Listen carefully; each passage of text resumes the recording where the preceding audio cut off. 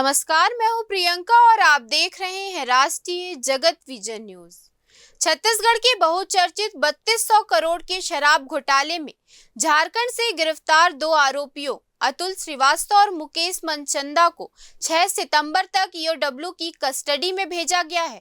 दोनों से पूछताछ के दौरान घोटाले से जुड़े कई नए राज खुलने की संभावना है। सूत्रों के मुताबिक इस जांच में कई और सफेद पोशों के नाम उजागर हो सकते हैं, जिससे सियासी और प्रशासनिक हलकों में हलचल तेज हो गई है।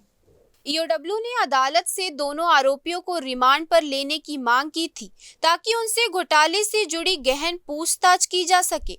दोनों आरोपी झारखंड के शराब कारोबारी बताए जा रहे हैं, जिनकी भूमिका इस बड़े घोटाले में सामने आई है। ईओडब्ल्यू की टीम अब पूछताछ के जरिए ये पता लगाने की कोशिश करेगी कि इस घोटाले में झारखंड कनेक्शन कितना गहरा है और किन अन्य लोगों की इसमें संलिप्तता हो सकती है।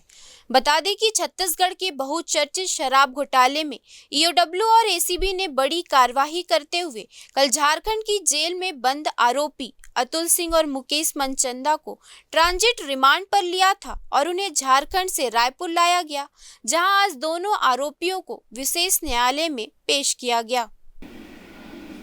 आज शराब घोटाले प्रकरण में अतुल सिंह और मनचंदा दोनों का ट्रांजिट रिमांड से यहाँ पे पेश किया गया और पुलिस रिमांड 6/9 दिया गया है। उसमें क्या आरोप है सर?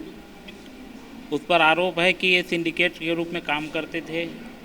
यहाँ से वहाँ तक अब जो अपराध का जो पैसा था उसका ट्रांजैक्शन बड़े अधिकारियों को, राजनेताओं को पहुँचता था, ये आरोप है उनका।